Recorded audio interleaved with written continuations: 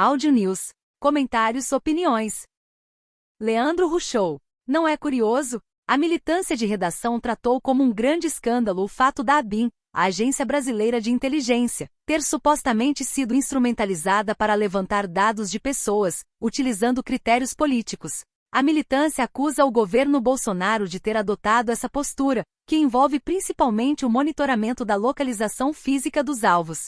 Só que a própria imprensa noticiou que entre os supostos alvos estão vários aliados do governo, o que levanta dúvidas sobre quem realmente estaria por trás desse monitoramento. Agora, a mesma militância de redação noticia com a maior naturalidade, às vezes com entusiasmo, a criação de um centro de monitoramento das redes por parte da Justiça Eleitoral, que será responsável pela censura durante as eleições, e opera sob um nome orwelliano: Centro Integrado de Enfrentamento à Desinformação e Defesa da Democracia. Durante o processo eleitoral de 2022, nós tivemos uma amostra de quais são os critérios para a censura, que podem ser resumidos em duas decisões. Bolsonaro foi proibido de chamar Lula de ladrão, mas Lula foi autorizado a chamar Bolsonaro de genocida. O tal programa de monitoramento da Justiça Eleitoral é infinitamente mais intrusivo que o da ABIN, porque o primeiro é tratado como ataque à democracia, e o segundo como seu protetor.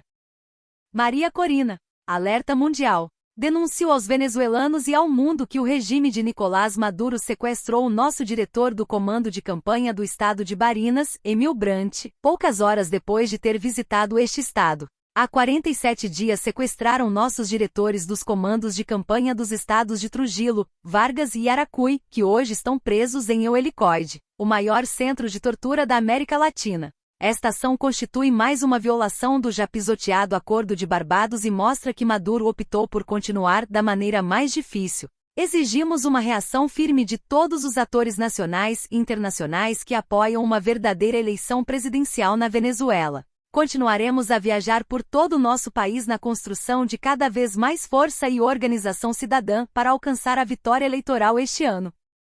Jorge Serrão. Advogados protocolaram pedido de impedimento do ministro Flávio Dino para julgar as causas do 8 de janeiro, uma vez que ele até pouco tempo era parte no processo Minjustiça, e segundo o ministro Alexandre de Moraes, foi orientado, juntamente com o presidente Lula, para agir contra os manifestantes. Arrolaram como testemunhas Lula Moraes, Jorge Messias e senador Randolph Rodrigues, que fizeram pedido de prisão dos manifestantes. O escândalo dos precatórios teria poder para derrubar Lula, se o Brasil estivesse vivendo em normalidade do Estado de Direito. João Luiz Mauad. Noutros tempos, este órgão se chamava Serviço de Censura às Diversões Públicas, SCDP. Na distopia atual, terá o pomposo nome de Centro Integrado de Enfrentamento à Desinformação e Defesa da Democracia, CIED. A defesa da democracia não poderia ficar de fora, claro. Antigamente, os censores eram mais honestos. Isso não foi uma resposta. Foi um nocaute. O Papa deve estar vendo estrelinhas até agora. Aliás, não mostrem este vídeo a um certo molusco, porque o queixo dele vai doer bastante também. Essa fala de Mauad é em relação a esta do Volodymyr Zelensky. Na Ucrânia, muitas paredes brancas de igrejas foram destruídas por artilharia russa. Agradeço a todos os capelães ucranianos que estão na linha de frente. É isso que significa a igreja estar com as pessoas. E não estar a 2.500 quilômetros e querer se envolver em uma mediação virtual entre aqueles que querem viver e aqueles que só querem destruir.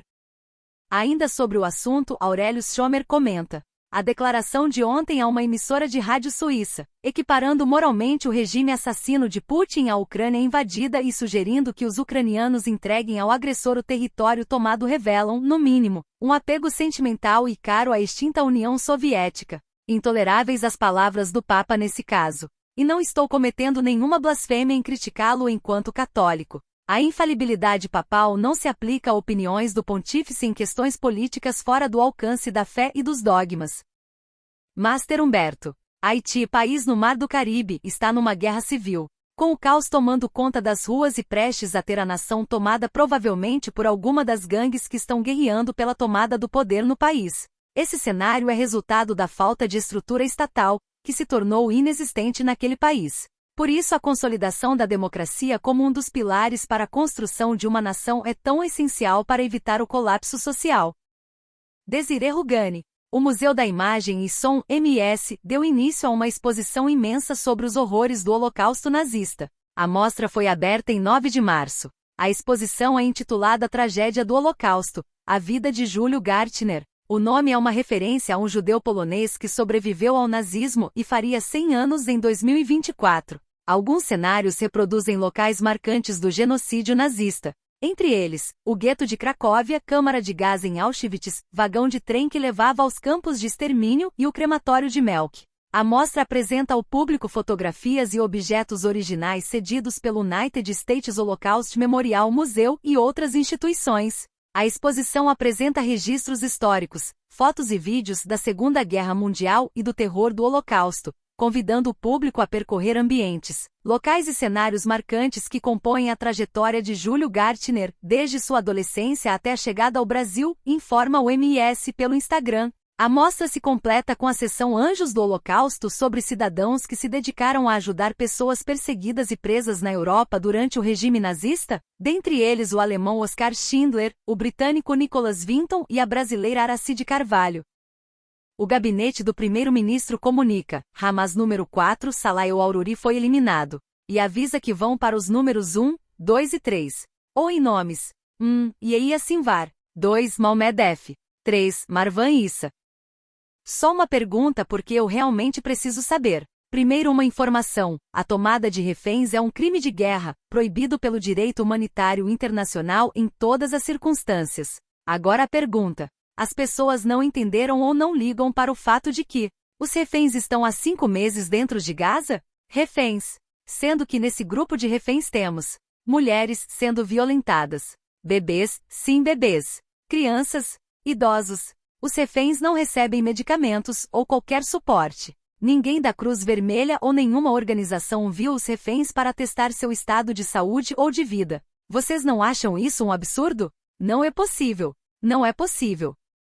Eloquente Mish. Fazendo uma pesquisa sobre declínio social, me ocorre que uma medida de saúde social é a inocência. Em retratos de empreendedores do século XIX dá para ver que são na maioria pessoas inocentes, cujo horizonte imaginativo não tinha sido, digamos, laceado pela patifaria. Eis o problema. Fala-se de resgatar valores, mas a inocência, como a virgindade, depois de perdida, se vai para sempre.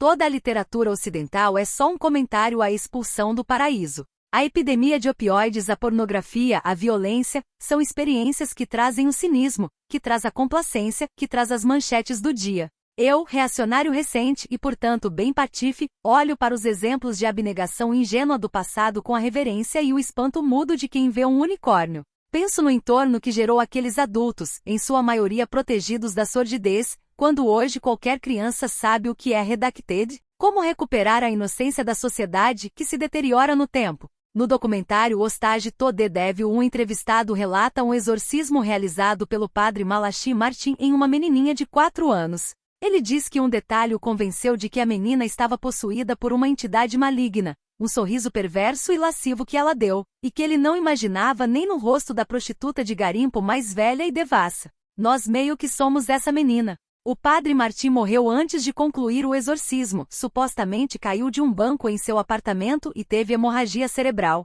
Espero que nosso exorcista tenha melhor sorte. Paolo Zanotto. É necessária uma taxa de 2,1 filhos por mulher para estabilizar a demografia de um país. Portanto, agora fossemos uma nação soberana, o ideal seria pensar na sobrevivência da nossa cultura. Aborto deveria ser substituído por adoção. Matar crianças em gestação trará o colapso. Inacreditável ver imbecis contestarem estes dados porque ofendem a seita democida deles. O mundo pirou. Para estes caras, ciência é o que consta da doutrina woke deles. Francisco Cardoso.